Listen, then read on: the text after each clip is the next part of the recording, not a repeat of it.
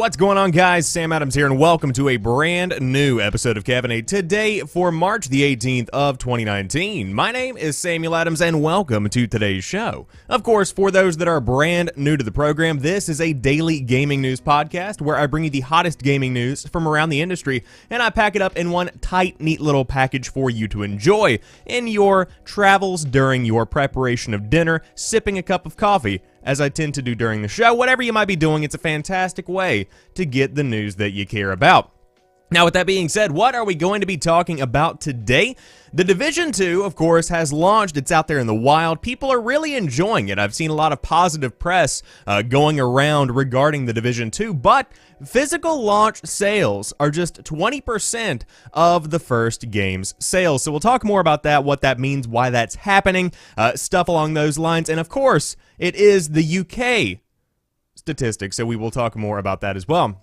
Now, Valve is set to investigate the Epic Games Store's use of Steam files, which has been kind of making its rounds around the internet over the weekend, so we'll talk about that. Steam mods will filter off-topic review bombs from ratings. Now, we'll talk about the fact that it's not taking these reviews down off of the platform, but rather not factoring them into the algorithm that creates the overall rating for the game. Interesting way to approach that problem.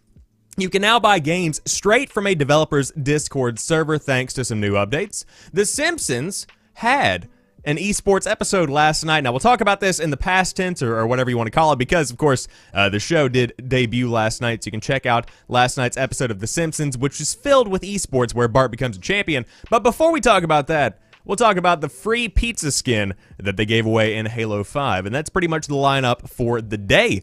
So I do hope you enjoyed today's show, and again, the show is hosted 5 days a week, Monday through Friday, at 7 a.m. Eastern Time over on twitch.tv/TheSamuelAdams, and of course, the show is then put up on youtube.com/SamuelAdamsMedia, as well as podcast services around the world, including Spotify, and all these links can be found on the YouTube channel below the video. Whatever you might be looking for, you can probably find it if you look hard enough. But with that being said, let's go ahead and dive into today's show. The Division 2 physical launch sales are just 20% of Division 1's. The Division 2 sold far fewer physical copies during its launch week than the series' first entry back in 2016. Ubisoft's latest Tom Clancy upshifted just 20% of the box copies of its predecessor. As ever, UK numbers do not include digital sales. So why the huge plummet? Well, Division 1 launched on a Tuesday in the UK compared to Division 2's Friday arrival, and the first game had a little longer to rack up numbers. And that's one factor, of course. And more people now download games digitally than they did 3 years ago, which will deflate the boxed sales as well. But neither of those things come close to making up the difference. Now, regardless, the Division 2 still sold more boxed copies than any other game last week, leaving it at the top of the chart. 60% of physical copies were sold on PlayStation 4, with 40% on the Xbox One. The only other new release was One Piece World Seeker, which arrived in the 28th slot there. And of course, you can check out the top 10 of the overall list there. But when it comes down to it, the Division 2 is not performing quite as well as the Division 1, and that's a bit of an understatement in and of itself. And so, of course, they have two pretty good reasons here. Number one being that digital sales are on the rise, and on top of that, the game also launched on a Friday, so it didn't have quite as much time to make up that lost ground. But of course, it still goes deeper than that. So whenever you're looking at the Division 2, the first thing to note is that obviously it is a sequel, and so going into any kind of new franchise, there is always some level of excitement and some level of anticipation, because you don't know what the potential for this game actually is, because going into the original Division, there were a lot of hopes and dreams. Now, the game itself didn't necessarily deliver on all of those hopes and dreams, but at the same time, it was just a game that had a powerhouse of good press around it going into its launch. And of course, it did dip down after it launched, and then it kind of had a resurgence as more and more content rolled out of the game over the years. But the Division 2 is set to make a pretty large improvement over time. It's set to do nothing but get better as the years roll on, in the same way that the Division did, but at the launch of The Division 2, you already have the benefits of having these lessons learned from the original game. And so I would say that even though the physical sales are down in the grand scheme of things, whenever you even factor in all these other factors, The Division 2 very well could do better than the original game as more updates roll out, as more content begins to get added to the game, stuff along those lines. You will definitely see The Division 2 for a considerable amount of time, assuming that the devs make the right moves with the game, the gameplay, and additional content that is going to be coming out after the launch begins to wind down. Now, of course, Boss in the chat says, well, it came out Tuesday for me because it got 3 days early. That's one of the things that you have to factor in as well, because whenever you have these various kinds of subscriptions, these various kinds of tiered releases where you can't pay more to get the game early, that could also skew a couple of things. It's a weird situation in the gaming industry when it comes to how you buy your games, when you get your games.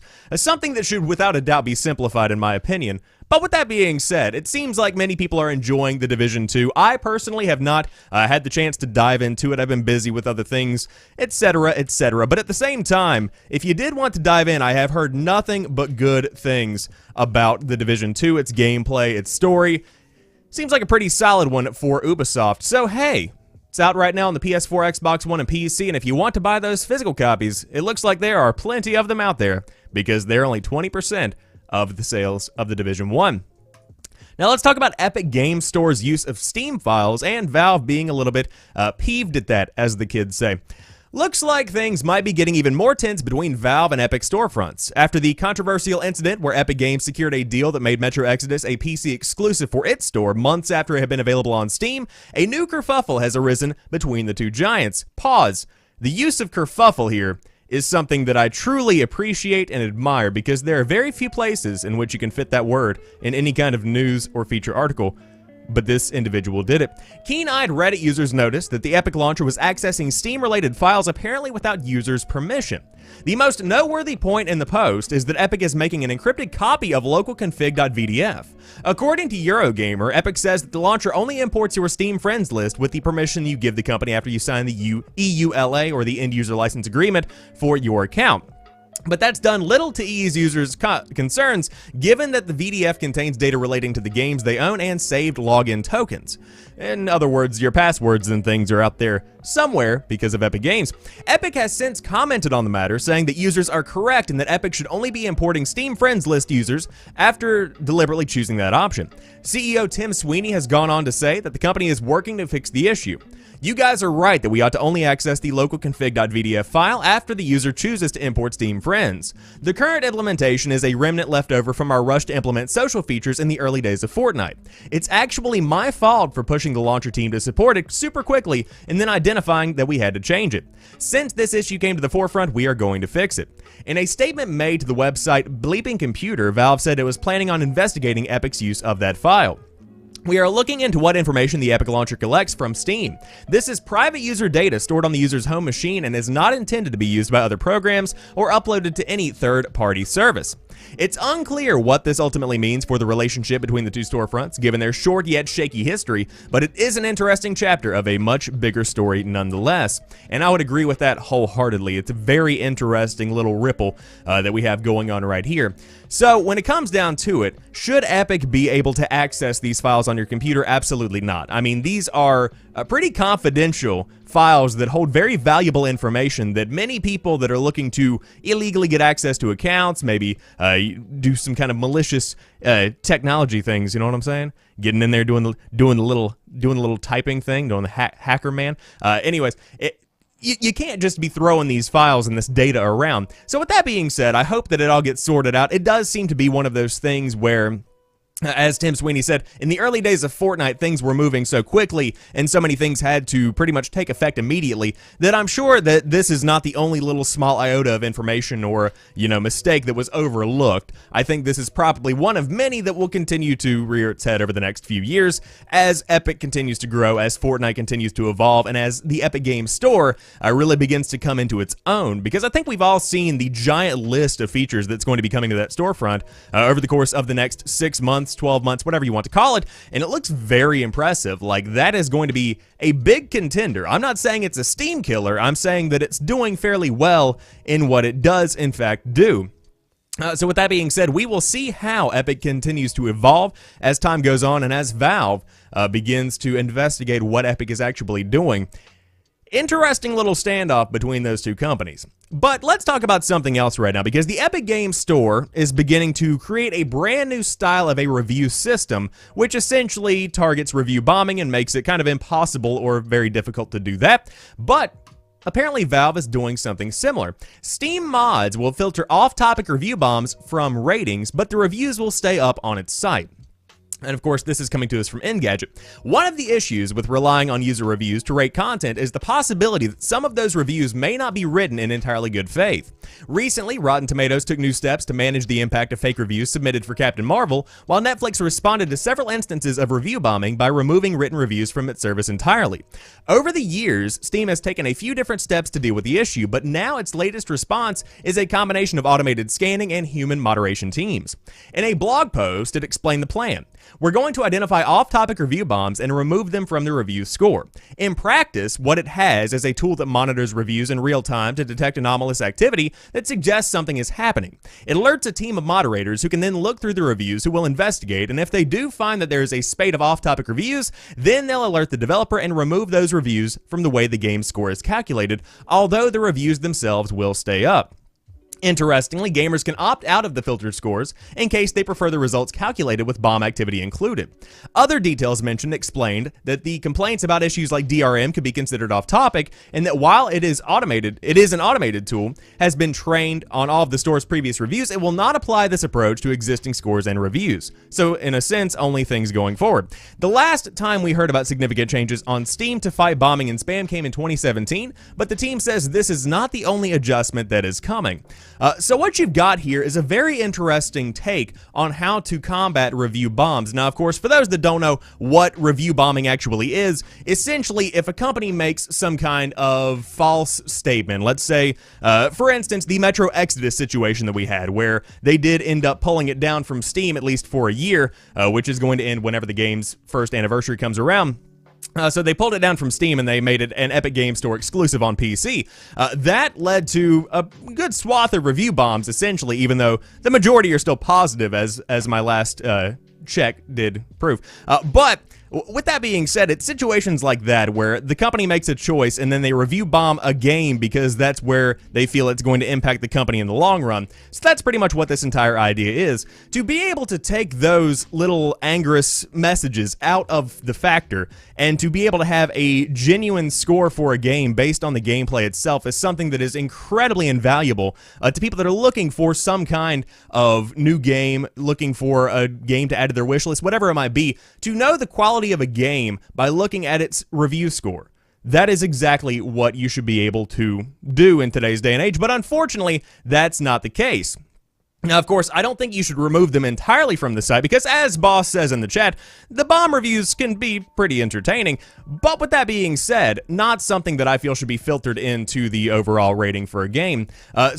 Weirdly enough, as the article does mention, you can opt in or opt out to this, so you can actually see the ratings with those review bombs factored in. Weird way to go about doing that, but at the same time, okay.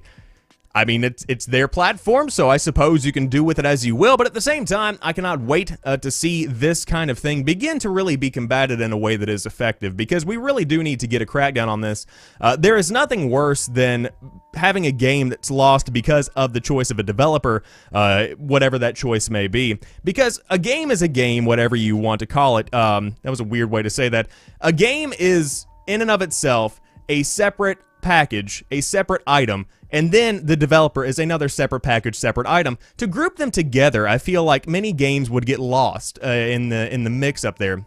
But I could go on and mumble about that. I have a lot of thoughts on this, none of which are coherent. But with that being said, if you do want to dive in and check out the new review system, it should be up right now or very soon over on Steam. And of course, as they say, more changes are going to be coming throughout the rest of 2019 and beyond. So we will see what happens as things begin to evolve. But let's say you didn't want to buy your games through Steam. Let's say you wanted to buy them through Discord. Because everybody wants to do that. You can now buy games straight from a developer's Discord server. Devs can now create a store channel on their verified server. So if you did want to sell your game and you have a verified server, you can now do that. Developers can now sell games to players directly through their own Discord chat servers following the latest update to the platform. Devs can create a store channel within their server where players can click to buy games, in a change that will allow them to avoid the friction and cost of a traditional storefront by selling directly to their community, the company said in a blog post this week. The move will let devs easily manage alpha and beta tests by only inviting specific users to the store channel, Discord said. In other changes, developers will be able to push news updates directly to the activity feeds of anybody that plays their game. They can now also gift games to users and add their own custom art to their servers, and you can read the full list of changes in the giant blog post, of which there are many. But Discord is in a really good spot right now. For those that play games on PC, I would not be able to finish this episode out without recommending that you ditch launching your games through Steam. You ditch launching your games through Uplay or through the Epic Games launcher, whatever you might be using. Just go into Discord because it unifies everything in a way that is so simple. It's just a fantastic program, and on top of that, the store itself with Discord, although it's not as populated as something like a Steam, is in a good spot right now with more and more games beginning to come on it. Now, will it be able to successfully hold its own against Epic Games? Will it be able to successfully hold its own against Steam? That's still yet to be seen, but whenever you implement stuff like this where there is a store channel on the verified server, that could be a game changer, especially for developers, because it essentially cuts out the middleman where you can say, hello, it's kind of like setting up a small shop. This is my game. I hope you can take the moment to check out the video here. And if you do want to buy it, you can head over to the store tab and boom, there it is. And there you have it. It's a fantastic way to go about doing that. So if you did want to check it out, of course, Discord is free. It's a fantastic service. And you can always upgrade to Discord Pro, whatever it might be called. I can't remember what the Discord Turbo, is it Turbo? Or maybe that's Twitch. There's so many subscription services. There's a pro thing up there. But essentially, a lot of good stuff coming out there for Discord right now, and of course, tons of changes that you can check out in the blog post, which is in the article, which is linked down below the YouTube video. 343 has been inundated with pizza. We talked about this on last week's episode, but essentially, whenever the Master Chief Collection was announced for PC last week, tons of people began to bombard 343 Industries with pizza in celebration of the fact that Master Chief Collection is now coming to PC, which is still fantastic. But 343 gives back to fans with a free Halo 5 pizza skin. Unclear if this is still available, but you can dive onto Halo 5, number one, because Halo 5 is a fantastic game, and check for yourself, and number two, play a couple of rounds of Slasher or something. Slayer, my bad. Thinking about the band. Following an announcement that the Master Chief Collection is coming to PC, fans banded together to send countless pizzas to 343 Industries that started as a fun joke relating to a Reddit thread. Now, 343 Industries is giving a gift back to players by releasing the last slice pizza skin for Halo 5. Everyone who plays online today in Halo 5 will receive a free pepperoni pizza skin. You can view the tweet from 343 Industries about it below. And so essentially, this is what you... Wow, that's loud.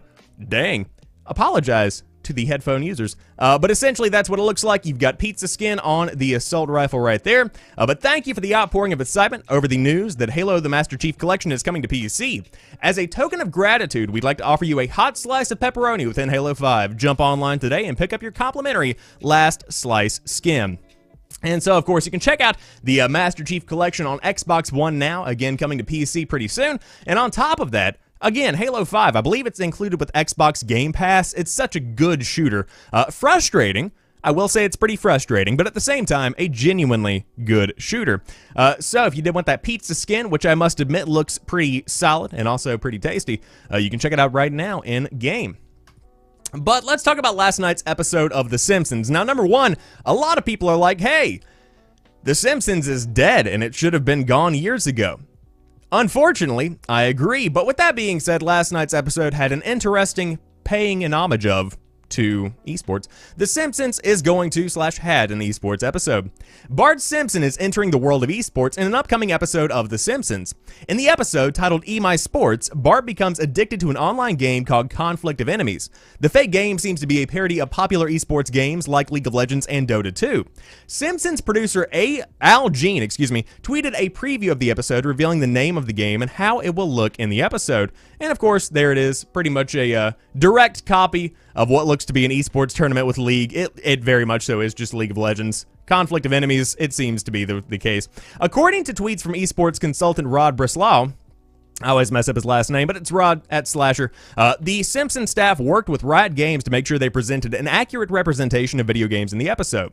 What does that actually mean? I don't know, the author says, and I'm going to guess that accurate representation of video games will most likely mean a few jokes that most people who are still watching the show won't get. Prepare for jokes about Bart not jungling properly. In some promotional art for the episode, we can see that Bart is playing games at a dirty desk and has a mustache, and Bart is supposed to be 10 years old, but the show has long treated Bart like a teenager when they need to, even if it doesn't make a lot of sense. And of course, he will grow up one day.